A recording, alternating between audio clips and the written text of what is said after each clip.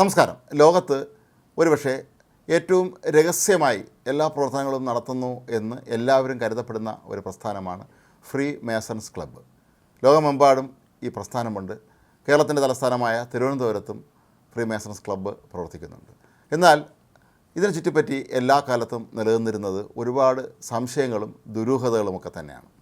ഇതിലെ അംഗങ്ങളൊക്കെ ആരാണ്, എന്താണ് ഇവർ ചെയ്യുന്നത്, ഇവർ ചെയ്യുന്നതെല്ലാം രഹസ്യ പ്രവൃത്തികളാണോ, ഇവരെന്തെങ്കിലും പ്രത്യേക രീതിയിലുള്ള ആത്മീയ ജീവിതം നയിക്കുന്നവരാണോ തുടങ്ങിയ ഒരുപാട് സംശയങ്ങൾ എല്ലാ കാലത്തും ഉയർന്നിരുന്നു. എന്നാൽ സമൂഹ മാധ്യമങ്ങളുടെ ഇപ്പോൾ പുറത്തു വരുന്ന വിവരങ്ങളനുസരിച്ച് അല്ലെങ്കിൽ പോസ്റ്റുകളനുസരിച്ച് അത് ഈ സംഘടനയിലെ അംഗങ്ങൾ തന്നെയാണ് പലപ്പോഴും പോസ്റ്റ് ചെയ്യാറുള്ളത്. ഇതിൽ വലിയ ദുരൂഹതയൊന്നും നമുക്ക് കാണാൻ കഴിയുന്നില്ല എന്നുള്ളതാണ് വാസ്തവം. ഇവർ ഹസ്തദാനം ചെയ്യുമ്പോൾ ഉണ്ടാകുന്ന ഒരു പ്രത്യേക രീതിയിലുള്ള ഹസ്തദാനമാണ് ഇവർ ചെയ്യുന്നത്. ഇവരുടെ വസ്ത്രധാരണ രീതി, അംഗങ്ങൾ തമ്മിലുള്ള പരസ്പര ബന്ധം, ഇങ്ങനെ ഒരുപാട് കാര്യങ്ങളിൽ പലപ്പോഴും ഒരുപാട് കെട്ടുകഥകൾ നമ്മൾ കേട്ടിരുന്നു. എന്നാൽ അങ്ങനെയൊന്നും അല്ല. ഇത് സാധാരണ എല്ലാ സംഘടനകളും പോലെയുള്ള ഒരു പ്രസ്ഥാനം തന്നെയാണ് എന്ന് സൂചിപ്പിക്കുന്ന രീതിയിലാണ് ഇപ്പോൾ സമൂഹ മാധ്യമങ്ങളിലെ ചിത്രങ്ങളും ദൃശ്യങ്ങളും അതുപോലെ വിവരണങ്ങളുമൊക്കെ തന്നെ നമുക്ക് നൽകുന്നത്. ഫ്രീ മേസൺസ് ക്ലബ്ബിലെ അംഗങ്ങൾ ഹസ്തദാനം ചെയ്യുമ്പോൾ ഉപയോഗിക്കുന്ന ചില പ്രത്യേക കോഡുകളുണ്ട്.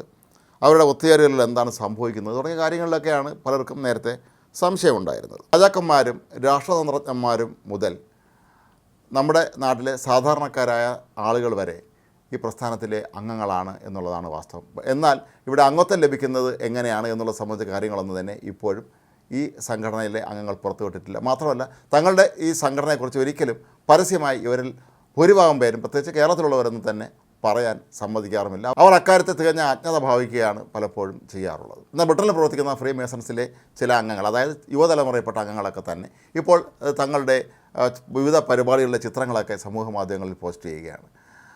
ഇവർ ഒരുമിച്ചിരുന്ന് അത്താഴ വിരുന്ന് കഴിക്കുന്നത്, അതുപോലെ ക്രിസ്മസ് ആഘോഷം നടത്തുന്നത്, മറ്റ് പല കാര്യങ്ങളും സാധാരണ എല്ലാവരും ചെയ്യുന്നത് പോലെയുള്ള ആഘോഷ പരിപാടികളും മറ്റുമൊക്കെ ഇവർ ചെയ്യുന്നതാണ് കാണുന്നത്. ഇവരാരെങ്കിലും എന്തെങ്കിലും ആഭിചാരക്രിയകൾ ചെയ്യുന്നതായി നമുക്ക് ഒരിക്കലും ഒരു തെളിവും ലഭിച്ചിട്ടില്ല. അതേക്കുറിച്ച് ആർക്കും അറിഞ്ഞും കൂടാ. ഇപ്പോൾ ഈ ചിത്രങ്ങൾ പുറത്തുവിട്ടവരാരും തന്നെ അതിനെക്കുറിച്ചൊന്നും തന്നെ പരാമർശിക്കുന്നതുമില്ല. ഒരു വലിയൊരു കൂട്ടായ്മയാണ് ഇത് എന്നാണ് നമ്മൾ പണ്ട് മുതലേ മനസ്സിലാക്കിയിട്ടുള്ളത്. ഒരു ഫ്രീ മേസൺ അംഗം ഒരിക്കലും തൻ്റെ പ്രസ്ഥാനത്തിൽപ്പെട്ട ഒരാളിനെ ഒറ്റ കൊടുക്കരുത് തുടങ്ങിയ വിശ്വാസങ്ങൾ അല്ലെങ്കിൽ അങ്ങനെ ചില തത്വങ്ങൾ ഈ സംഘടനയ്ക്ക് ഉണ്ട് എന്നൊക്കെ നമ്മൾ നേരത്തെ പറഞ്ഞു കേട്ടിരുന്നു. എന്നാൽ പുറത്തുവിടുന്ന ദൃശ്യങ്ങളിലും വിവരണങ്ങളൊന്നും തന്നെ അതേക്കുറിച്ചൊന്നും തന്നെ പറയുന്നില്ല. ഒരുപക്ഷെ പുറത്ത് പറയാൻ പറ്റുന്ന പരമാവധി കാര്യങ്ങൾ തന്നെയായിരിക്കാം അവർ ഇപ്പോൾ പറയുന്നത്. ഫ്രീ മേസൺസ് ക്ലബ്ബിലെ അംഗങ്ങൾ അവരുടെ യോഗങ്ങൾ പങ്കെടുക്കുമ്പോൾ കൈകളിൽ വെളുത്ത കൈയുറ ഗ്ലൗസ് ധരിക്കാറുണ്ട്. ഇതിനെക്കുറിച്ച് ഇപ്പോൾ സമൂഹ മാധ്യമങ്ങളിൽ അതിലെ യുവക്കളായ അംഗങ്ങൾ പറയുന്നത് വെളുപ്പ് എന്ന് പറയുന്നത് പരിശുദ്ധിയുടെയും നിഷ്കളങ്കതയുടെയൊക്കെ ഒരു പ്രതീകമാണ്. അതുകൊണ്ടാണ് തങ്ങൾ കൈകളിൽ ഈ ഒരു കൈയുറകൾ ധരിക്കുന്നത് എന്നാണ്. പ്രസ്ഥാനത്തിൻ്റെ ചിഹ്നമായ ജ്വലിക്കുന്ന നക്ഷത്രത്തെക്കുറിച്ചും ഇവർ പറയുന്നുണ്ട്.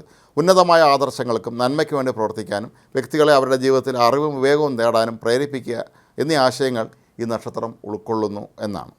അതുപോലെ ഫ്രീ മേസൺ ക്ലബ്ബിലെ അംഗങ്ങൾ അവരുടെ പ്രധാനപ്പെട്ട ചടങ്ങുകളിൽ ധരിക്കുന്ന ഏപ്രൺ, അതും അവരുടെ ജീവിത വിശുദ്ധിയുടെയും സാമൂഹിക സേവനത്തിൻ്റെയൊക്കെ തന്നെ മികച്ച പ്രതീകമാണ് എന്നാണ് ഇവർ പറയുന്നത്. ലോകത്ത് നിരവധി ചാരിറ്റി പ്രവർത്തനങ്ങൾ ഫ്രീ മേസൺസ് ക്ലബ്ബുകാർ ചെയ്യുന്നുണ്ട് എന്നാണ് ഇപ്പോൾ ഈ സമൂഹ മാധ്യമങ്ങളിൽ നമുക്ക് മനസ്സിലാക്കാൻ കഴിയുന്നത്. പക്ഷേ ഒരിക്കലും അവരവരുടെ പേര് വെളിപ്പെടുത്തുകയോ പ്രസ്ഥാനത്തിൻ്റെ പേരിലോ ആയിരിക്കില്ല ഇത് ചെയ്യുന്നത് എന്നാണ്.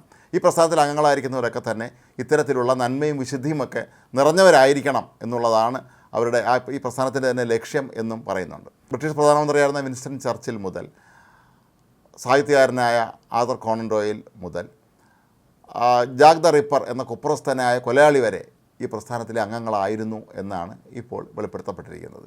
ഏതായാലും ഫ്രീ മേസൺസ് ക്ലബ്ബിനെ കുറിച്ചുള്ള ദുരൂഹതകൾ ഒരുപക്ഷെ ഇപ്പോൾ സമൂഹ മാധ്യമങ്ങളിലൂടെ പുറത്തു വരുന്ന ഈ പോസ്റ്റുകളിലൂടെ മാറാൻ തന്നെയാണ് സാധ്യത.